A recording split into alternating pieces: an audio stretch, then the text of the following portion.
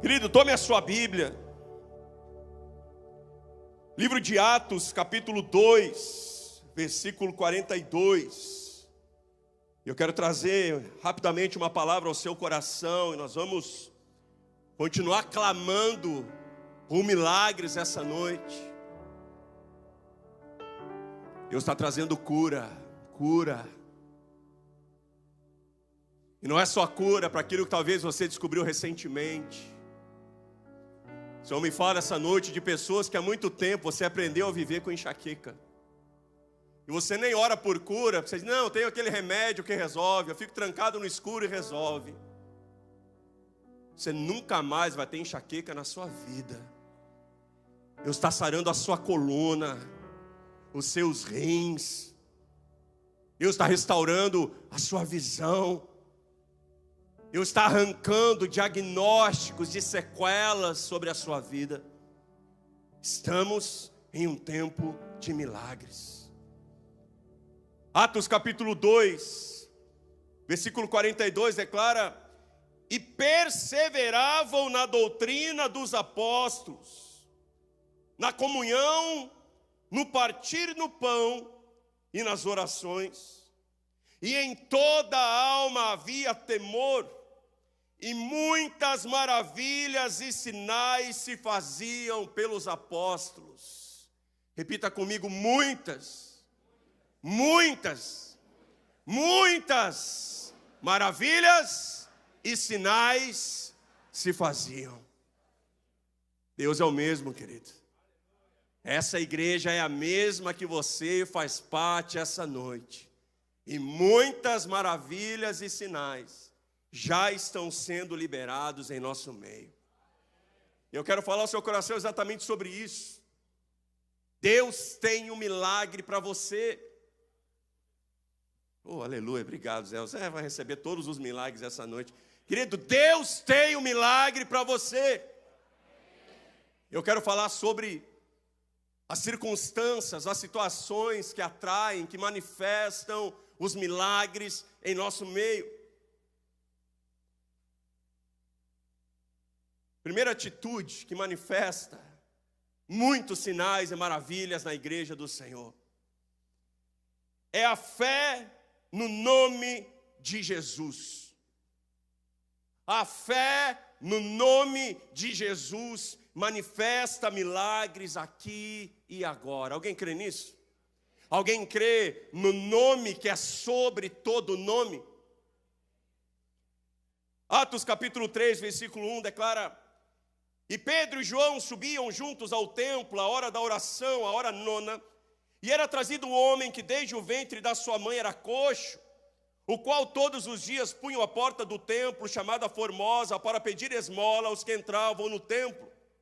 O qual, vendo a Pedro e a João que iam entrando no templo, pediu que lhe dessem uma esmola, e Pedro, com João, fitando os olhos nele, disse: olhe para nós. E olhou para eles, esperando receber deles alguma coisa, disse Pedro: não tenho prata, não tenho ouro, mas o que eu tenho, isso eu te dou. Em nome do Senhor Jesus, o Nazareno, levanta-te e anda. E tomando-o pela mão direita, o levantou, e logo seus pés e artelhos se firmaram. Aleluia! E no mesmo capítulo, Pedro vai explicar o que aconteceu. Ele justifica o que aconteceu. Ele diz: foi pela fé no nome de Jesus que Jesus fez fortalecer e levantar esse homem que vedes. Sim, a fé que vem pelo nome de Cristo deu a esse, na presença de todos vós, saúde. Mas deixa eu te ensinar algo: não é o nome de Jesus, é a fé no nome de Jesus. Por isso é o nome acima de todo nome. Enquanto Jesus for apenas a palavra que encerra a sua oração, talvez poucos milagres aconteçam. Muita fé no nome de Jesus, muito milagre. Pouca fé no nome de Jesus, pouco milagre. Nenhuma fé no nome de Jesus, nenhuma fé no nome de Jesus, nenhum milagre.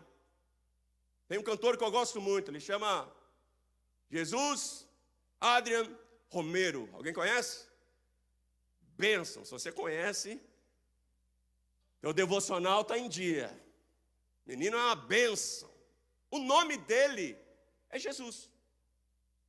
Isso quer dizer que durante todo os seus anos de infância, de adolescência, durante todos os seus estudos, a professora dele abria a chamada. E aí, Adriano, Bruno, Carlos, e quando chegava no J, a professora dizia o quê? Jesus! E ele, presente. E aí os enfermos na sala eram curados. E o colega manifestava. Era isso que acontecia? É lógico que não. A professora dizia Jesus como dizia Carlos, como dizia Bruno, como dizia Adriano.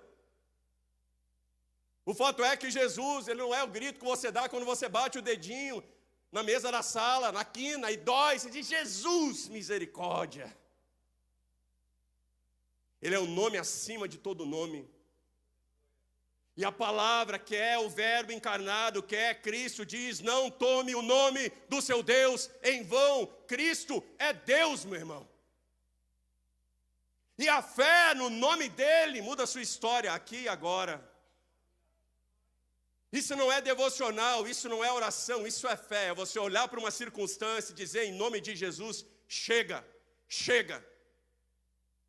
Durante muitos anos, a senhora Roberta, ela tinha tudo congestionado. Então fazia um raio-x da cara dela assim, meu Deus, era tudo congestionado. E aí dizia que era rinite, daí labirintite, era tudo com it.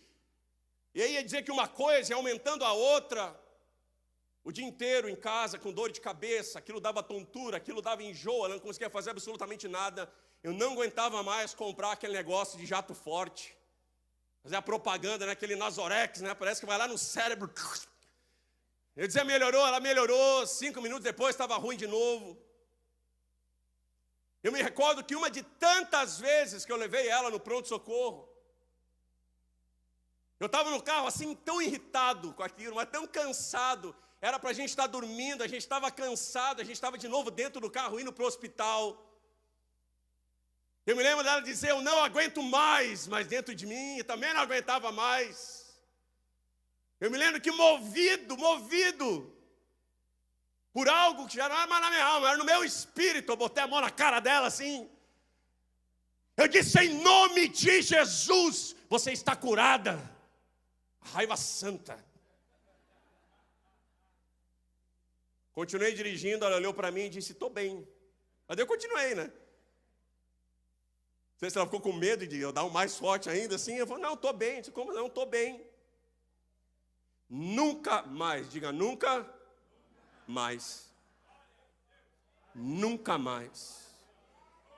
O que eu tinha naquele momento, aplauda o Senhor, aplauda.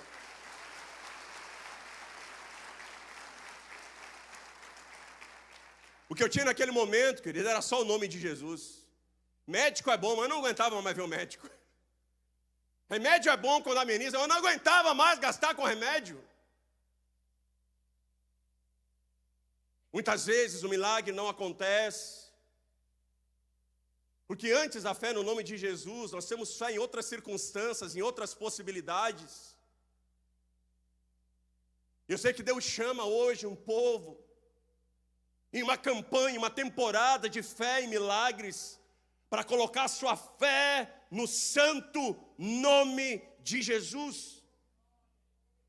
João 14:13, tudo o que pedirdes usando o meu nome, o meu Pai te concederá.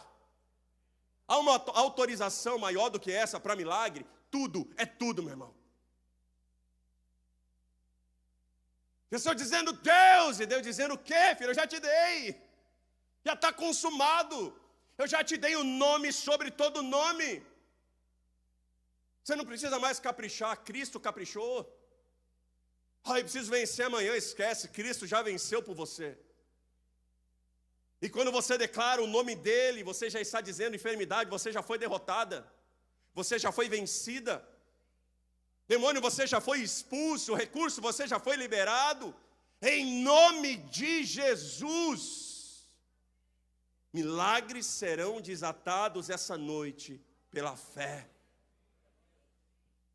Segundo ponto, o que nos leva a desfrutar dessa temporada de milagres é crer em circunstâncias especiais. E circunstâncias especiais querem dizer circunstâncias únicas. Atos, capítulo 5, versículo 14, e a multidão dos que criam no Senhor, tanto homens como mulheres, crescia cada vez mais, de sorte, que transportava os enfermos para as ruas, punham em leitos, em macas, para que pelo menos a sombra de Pedro, quando este passasse, cobrisse alguns deles. E até das cidades circunvizinhas concorria muita gente para Jerusalém, trazendo enfermos e atormentados de espíritos imundos, os quais eram todos curados pela sombra de Pedro. Diga para mim, alguém mais na Bíblia curava com a sombra, sim ou não? Algum profeta? Elias, Eliseu, sim ou não? Jesus alguma vez curou com a sombra? Sim ou não? Sim ou não? Não. Isso é algo especial, isso é algo único. Creia em circunstâncias especiais. Por que especiais?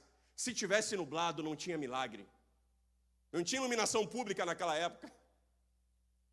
Se tivesse chovendo, tinha milagre? Tinha? Não tinha. Uma circunstância especial cooperava por uma oportunidade única. Única. Alguns anos atrás, muitos anos atrás, aqui nessa igreja, o pastor Mike fez uma campanha, e a campanha ela nos entregava um pedaço de madeira, não sei se alguém vai lembrar isso, era uma loucura, tinha uma pilha de madeira aqui na igreja.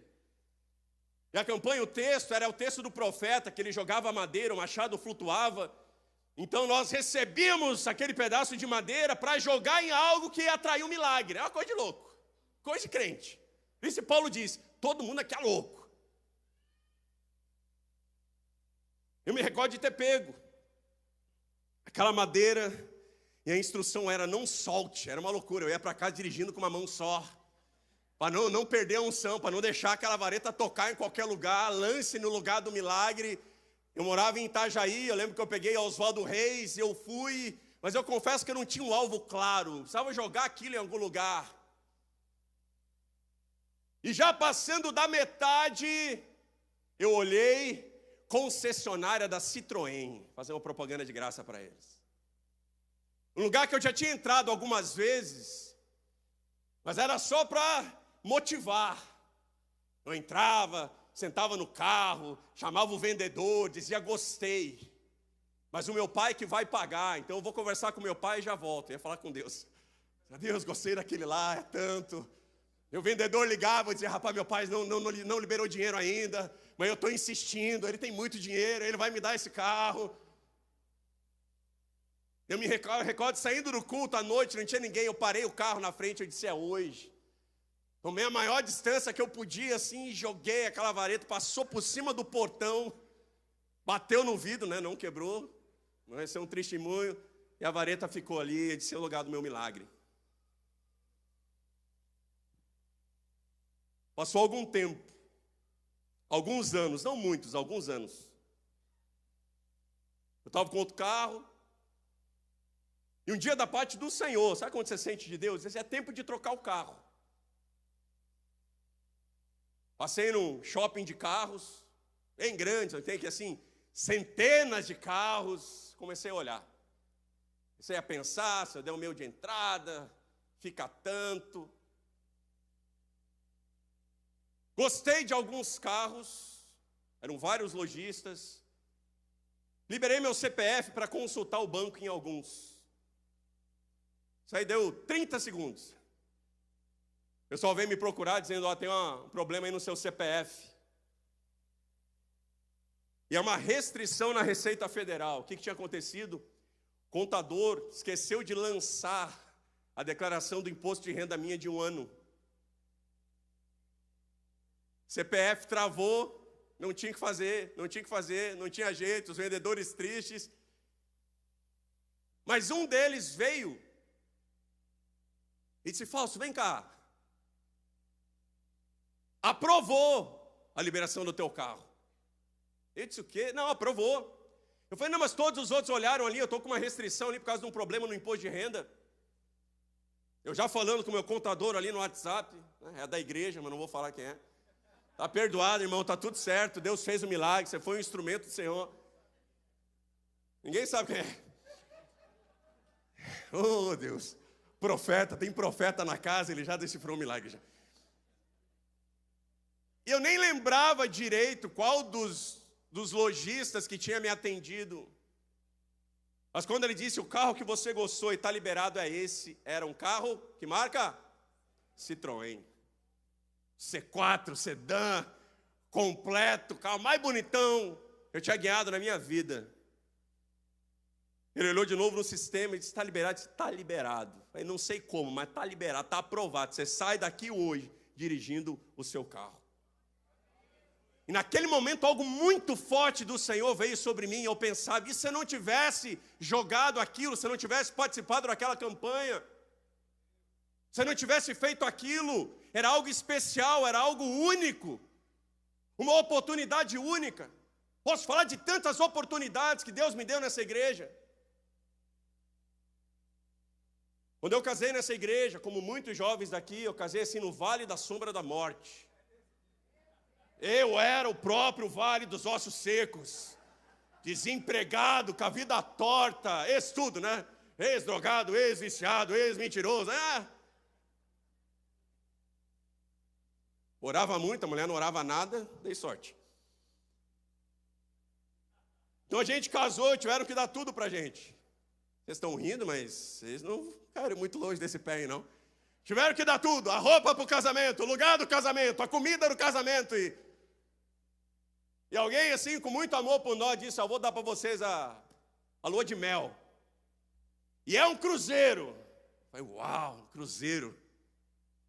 Mal tinha andado de ferry-boat.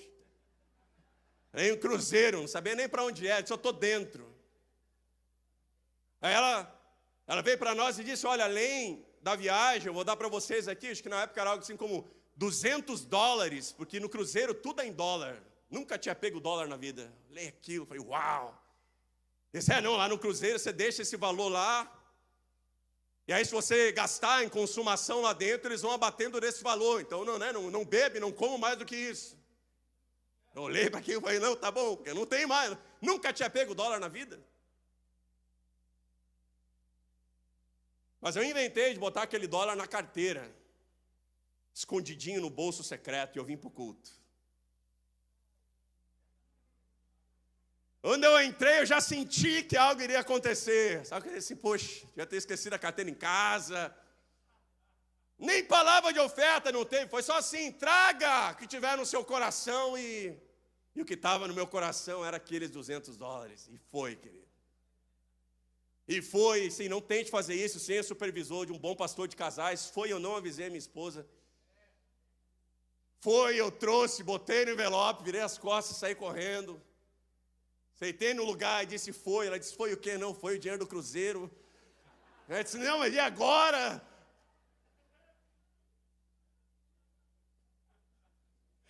Jejum e oração.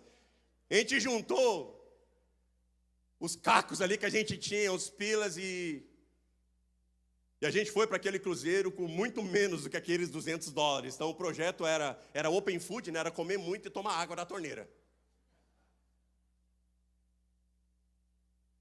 Na madrugada que nós estávamos na cama, eu lembro que nós não conseguíamos dormir naquela ansiedade: vamos para o cruzeiro, vamos viajar, vamos para o cruzeiro. O telefone toca na madrugada. Eu atendi. A moça falou: Fausto, aqui é fulano de tal, da agência de turismo, eu estou fechando o pacote que vocês compraram aqui com a gente. E sobrou no navio algumas cabines de luxo, com sacada, com hidromassagem. E a gente fez um sorteio aqui entre os clientes e vocês ganharam. Aplauda o Senhor.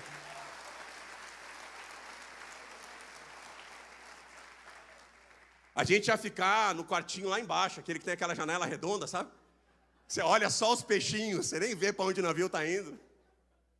A gente chegou lá, tinha sacada, tinha hidromassagem, tinha sala, tinha uma mesa com a champanhe, que a gente não bebeu porque é crente, mas ficou lá, era bonita, aquele balde com champanhe. Tinha caviar, a gente nunca tinha comido caviar na vida, tinha frutas exóticas.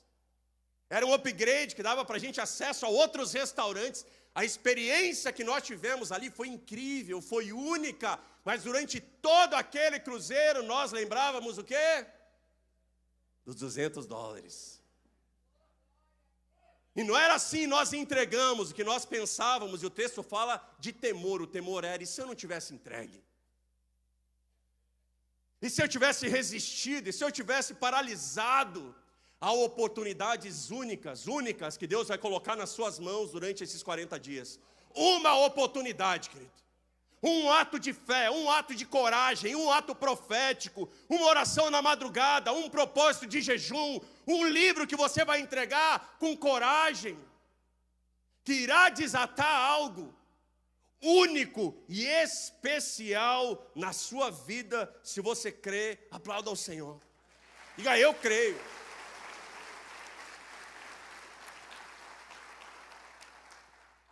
Aprendo com essa promessa de muitas maravilhas em nosso meio, que essas maravilhas alcançam também, além daqueles que têm fé no nome de Jesus, além daqueles que creem em circunstâncias especiais. Milagre é algo para quem é cheio do Espírito Santo. Diga, milagre é algo para quem é cheio do Espírito Santo. Não adianta você ter o Espírito Santo, você tem que ser cheio. Esse é o maior desafio da vida cristã. Muitas pessoas perguntam para mim, qual é o maior desafio da vida cristã? Se manter cheio do Espírito Santo. É diferente de receber o Espírito Santo. Entregue a sua vida para Jesus. Melhor decisão da sua história. O Espírito Santo sela a sua salvação. Ser cheio do Espírito Santo é uma outra experiência. Atos capítulo 2, versículo 4. A igreja recebe o Espírito Santo. Atos capítulo 4, logo depois. A igreja, novamente, é cheia do Espírito Santo. Atos 19, Deus enche a igreja de Éfeso com o Espírito Santo. Carta aos Efésios, capítulo 5, versículo 18. A mesma igreja, o mesmo povo, logo depois, são cheios do Espírito Santo. Você é batizado com o Espírito Santo? Sim, sim. Fui no encontro com Deus em 1988. Qual foi a última vez que Deus te entregou um dom? Qual foi a última vez que você passou uma madrugada em oração? Qual foi a última vez que o fogo do Espírito Santo tomou a sua vida? Deve ser por isso que você está se abanando. A noite é de fogo, querido. Então, isso se chama efeitos especiais. Já estou acabando. Quando eu terminar, manda ligar o ar-condicionado. Qual foi a última vez que o Espírito Santo te arrancou da cama e te levou para o monte? Que você profetizou, que você queimou, que você se sentiu cheio como um carro, para no posto de gasolina e enche o tanque, ele pode andar ao máximo da sua capacidade. Você só vai descobrir quem você pode ser em Deus se você vier para uma reunião como essa e for cheio do Espírito Santo. Isso vai te levar a uma semana de avivamento. Isso vai te levar a correr muito, querido, a voar como as águias. Isso vai te dar discernimento, vai te dar poder, vai te dar unção, vai te dar virtude. Desde que eu descobri isso, eu não faço mais nada quando eu venho para a igreja, a não ser Deus, eu quero ser cheio, eu quero ser cheio. Eu entreguei minha vida para Jesus mais ou menos ali, mas aqui, ó. Aqui eu fui batizado com o Espírito Santo. Fiquei 2 semanas orando em outras línguas sem parar. Eu pensava em outras línguas. Eu ia comprar algo, saía em outras línguas. Eu ia falar com alguém dentro de casa, saía em outras línguas. Eu disse, uau, o que é isso? Ser cheio do Espírito Santo é um dos maiores desafios para quem quer uma vida de milagre. Mateus 12, 43 diz: quando o espírito imundo sai do homem, ele anda por lugares áridos, ele busca repouso, ele não encontra. E ele diz: voltarei para minha casa de onde eu saí. E voltando, a acha desocupada, varrida e adornada. Não adianta você vir para a casa do Senhor ajeitar a sua vida. Não adianta você vir para a casa do Senhor adornar a sua vida. Um pouco mais de dinheiro, um carro mais bonito, uma roupa mais legal. Se você não sair daqui hoje com a sua casa cheia, a Bíblia diz: o seu estado pode ser pior do que a primeira vez que você veio aqui. Eu sei que Deus está tratando com pessoas. Você quer ser cheio de dinheiro? Seja cheio do Espírito, você vai atrair a provisão que você precisa. Eu quero alegria na minha casa. Seja cheio de Deus, e você irá atrair a alegria que você precisa. Deus, Ele é a própria provisão. Aonde Ele está não existe necessidade. Talvez seja o tempo que nós como igreja temos que chorar. Não é porque nós não temos coisas, é porque nós não temos Cristo, porque não temos a vida do Senhor em nós. Feliz é aquele que essa noite tem fome e sede, necessidade de ser cheio do Espírito Santo.